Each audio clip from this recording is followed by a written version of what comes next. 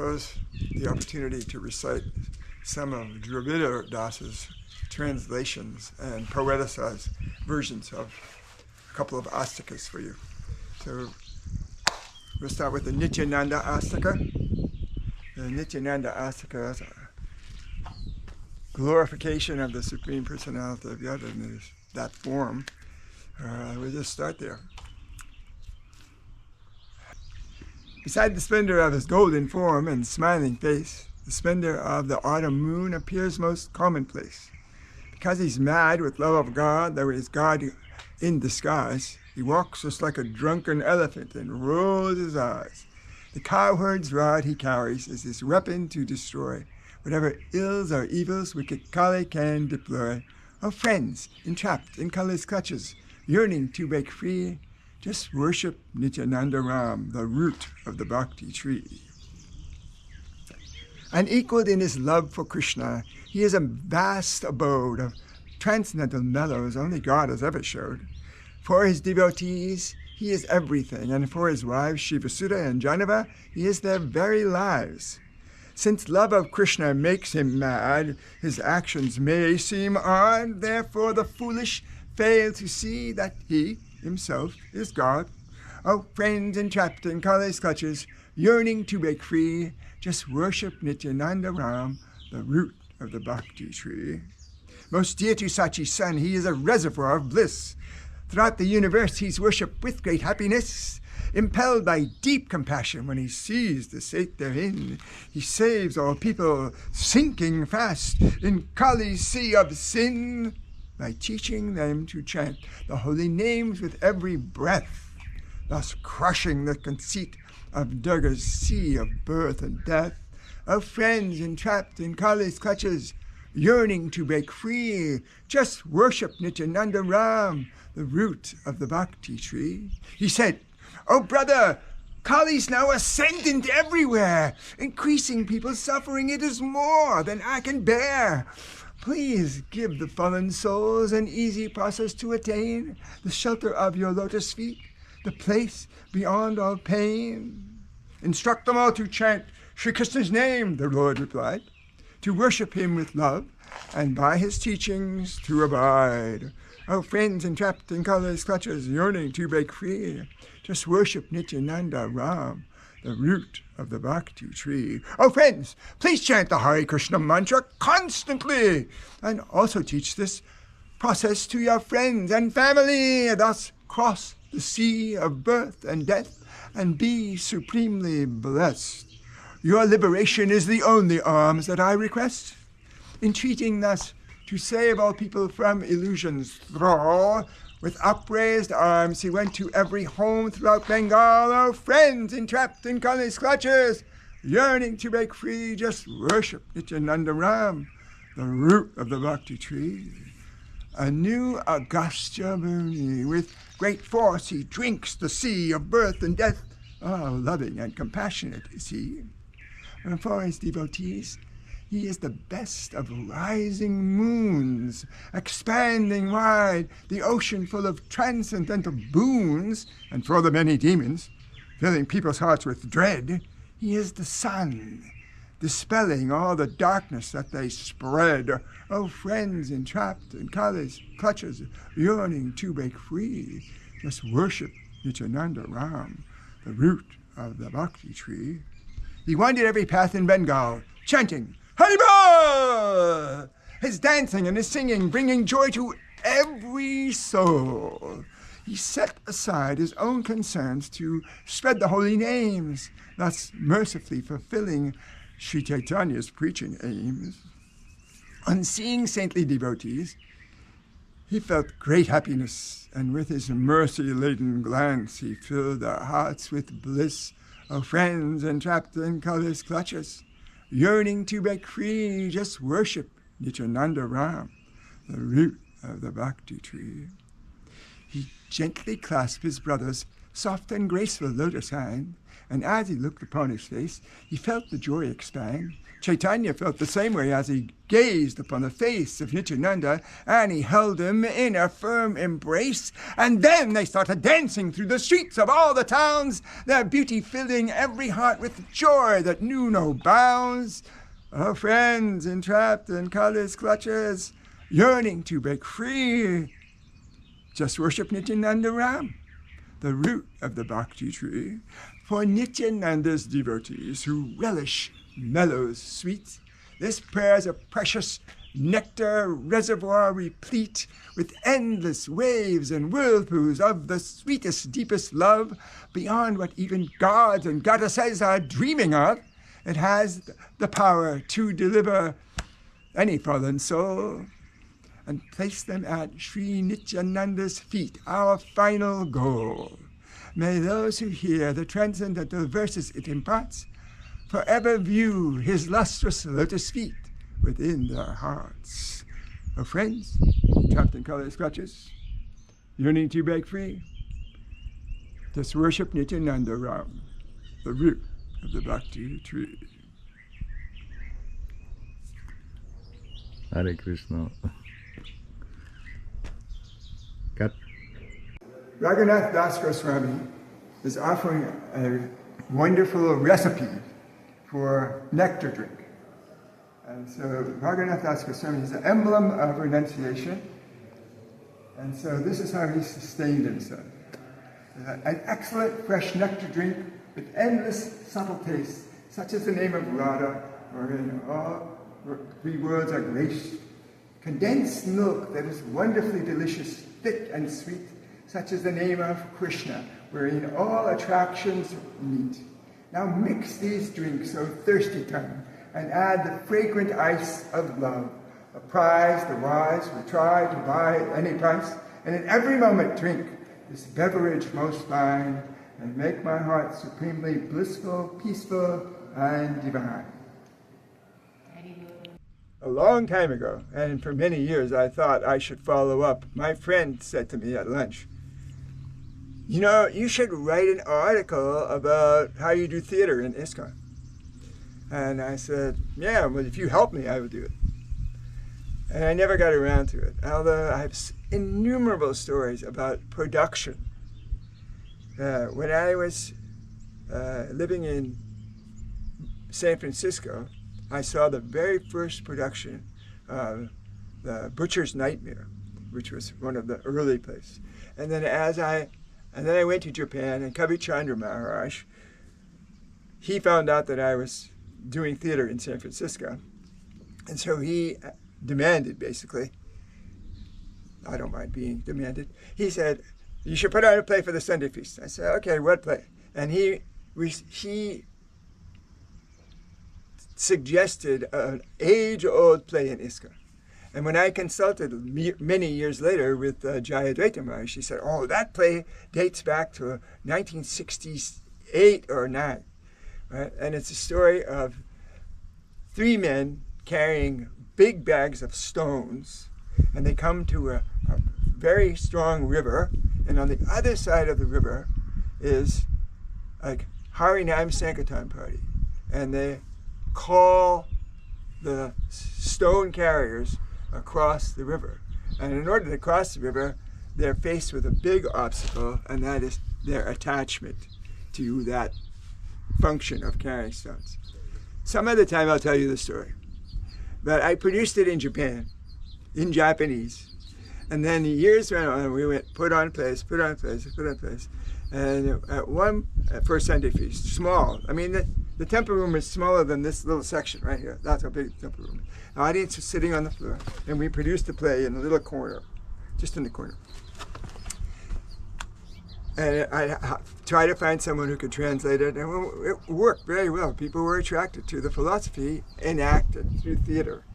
And I've always felt that presenting Krishna consciousness through performing arts is one way to get to people. They don't take offense. One year in New York City, I had recorded one of Prabhupada's stories with Pamarupa, and it was called The Heavy, Heavy Load. And it's just the story that Prabhupada tells from the Prayers of Queen Kunti. It's in that book, which is, of course, Prabhupada's lectures on the 8th chapter of the first canto of Srimad Bhagavatam.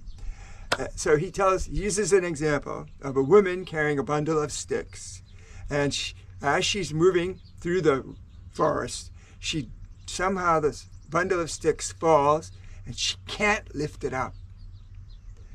And so she prays to God, please help me pick it up. And God appears on the spot. And he said, well, I'll do whatever you like. And of course, the woman says, well, that's God, but I'm busy in the material world, so please put all the sticks on my back. So I took the same story and I made it generic. Not a woman, not a man, just a soul, not sticks, but just a bundle tied with 3 strong ropes, meaning the 3 modes of material nature, and performed it repeatedly. And one Wednesday evening in New York City, meaning Brooklyn, I performed that play for the evening crowd, and it was a big hit. I mean, there may be 24 people there, but still, they enjoyed it very much. And one fellow came up after the program, and he said to me, that play, it really moved me. Now I see all the people on the street, they're carrying the heavy load, and me too!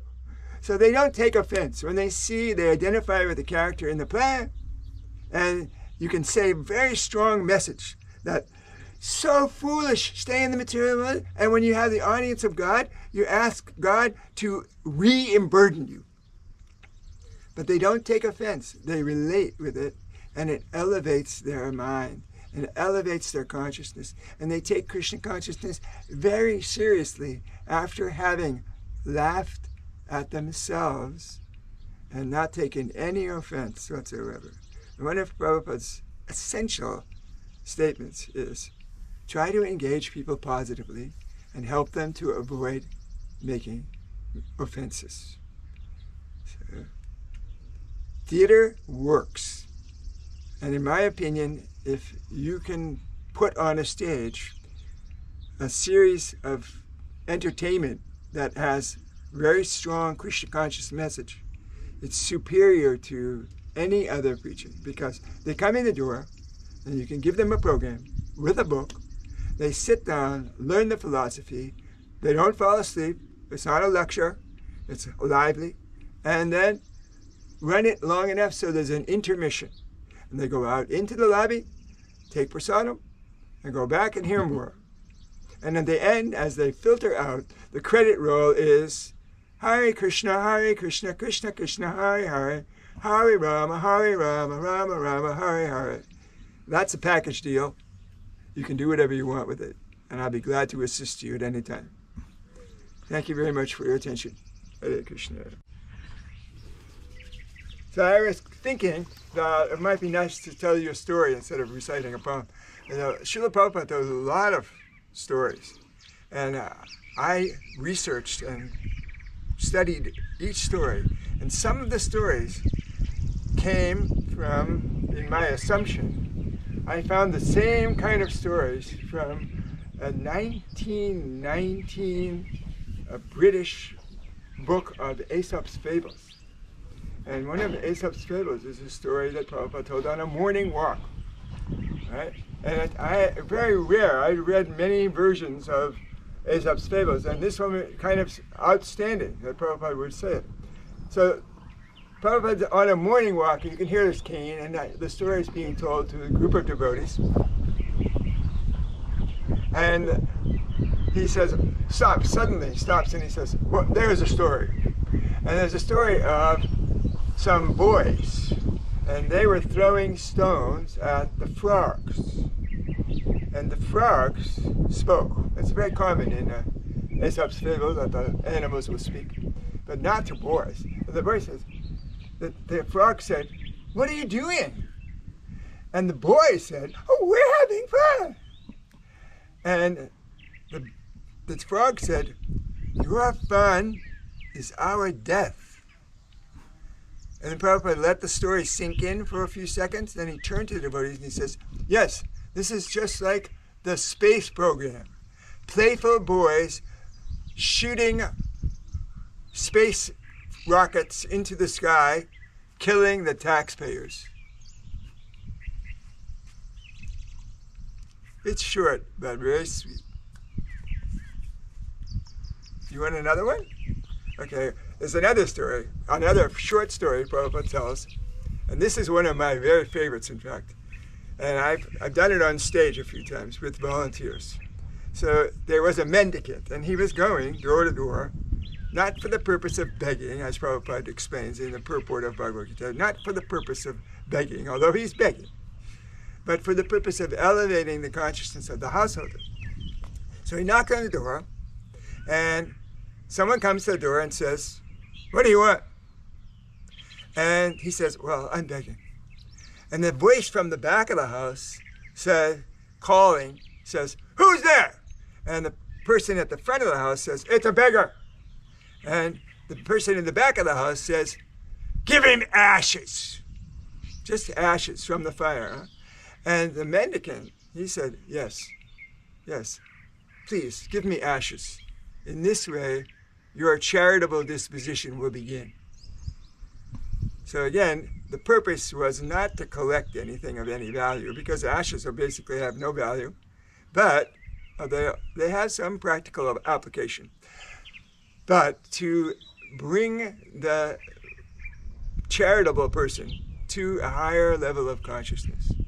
Now this is, in a way, parallels the reason why Srila Prabhupada would choose to tell that story is more important than the story itself. And the story indicates the real purpose of going out to greet people is not to extract something of value from them, but to help them realize that there's much more to life than hoarding their ashes. All right, thanks for your attention. Hare Krishna. We're going back to recitation of Dravida Dasa's poetic rendition of the Chaitanya Astika 3. And it goes like this. It's kind of long, but bear with me. And there's a benediction at the end for just listening. Your lotus feet are worshipped by the multitude of gods, beginning with Lord Shiva, in whose heart devotion throbs. You made Lord Jagannath's great city by the sea your home, and there you shine with splendor as in ecstasy you roam. For your loving devotees, who beam like many moons, you are a wish-fulfilling tree, bestowing endless boons. O Lord Chaitanya, Sri Mukunda, Sachi's precious jewel, please shower your compassion on this wretched, stubborn fool. Shripad Sarvabhuma Bhattacharya never finds the limits of your glories. What to speak of lesser minds? Even Lord Ananta and your other incarnations find their power to extol you, fraught with limitations. Your vast intelligence will surely never know defeat. I humbly bow before you and most earnestly entreat, O Lord Chaitanya, Sri Mukunda, Sachi's precious jewel, please shower your compassion on this wretched, stubborn fool. The glorious Upanishads had kept the secret seal. For them, the gem of pure devotion never was revealed. Nor did your most exalted incarnations show that jewel, for only you yourself could bring about the great renewal of Krishna Bhakti. And behold, you reached your lotus hand into the nectar sea and cast that gem upon this land. O Lord Chaitanya, Sri Mukunda, Sachi's precious jewel, please shower your compassion on this wretched, stubborn fool. Overwhelmed with love of Krishna, who is none but you, you dance ecstatically, astounding three-eyed Lord Shambhu. For your humble devotees, you gladly manifest the nectar of devotion. They feel infinitely blessed. The proud and egotistical can never know your glories. For them accounts of your great deeds are just so many stories. O Lord Chaitanya, Sri Mukunda, Sachi's precious jewel, please shower your compassion on this wretched, stubborn fool. Even low-born sinful souls, entrapped in Kali's age, suffering unnumbered pains that no one can assuage, are instantly delivered when you kindly seek them out and bless them with your splendid mercy, making bhakti sprout. And so with heart rejoicing at your mercy's endless store, I take full shelter of your lotus feet, and then implore, Lord Chaitanya, Sri Mukunda, Sachi's precious jewel, to shower your compassion on this wretched stubborn fool. Trickling from your lotus mouth, the honey nectar stream of your cool words enlightens all, and showers bliss supreme upon the humble bumblebees, who are your devotees. What use to them are dry philosophies, austerities? You are an ocean full of gems, the holy names which bless all people on this planet with supreme auspiciousness. O Lord Chaitanya, Sri Mukunda, Sachi, precious jewel, we shower your compassion on this wretched, stubborn fool. The beauty of your face defeats the full moon's soothing glow. From full-blown lotus petal eyes, your lovely glances flow. Like clusters of your winning smiles, your lovely lips are graced. Your chest is broad, your arms are like two glorious upraised snakes. Your handsome form defeats 100 million commodaves, but best of all, your mercy floods this world in endless waves. O Lord Chaitanya, Sri Mukunda, Sachi's precious jewel, please shower your compassion on this wretched, stubborn fool.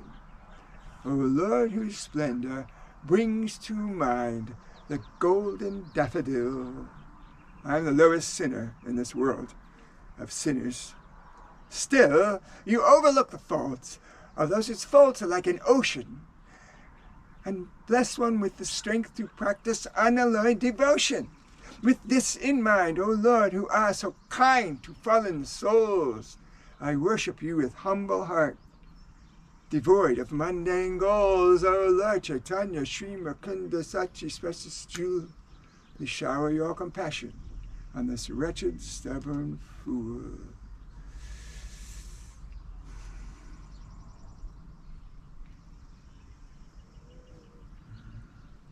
O festival of happiness for all this world of woe. O Lord, who caused the joy in Sachi's heart to overflow. O fulgent moon, whose glow is your unending spotless fame. O Bhagavan, whose mission is to spread your holy name. O Sri Chaitanya Chandra, kindly grant this one request. May those who hear these verses, feeling purified and blessed, while deeply contemplating your exquisite lotus feet, attain pure love for you and make their blessed lives complete. Yeah, I don't know if you know this already. His name is Too bright.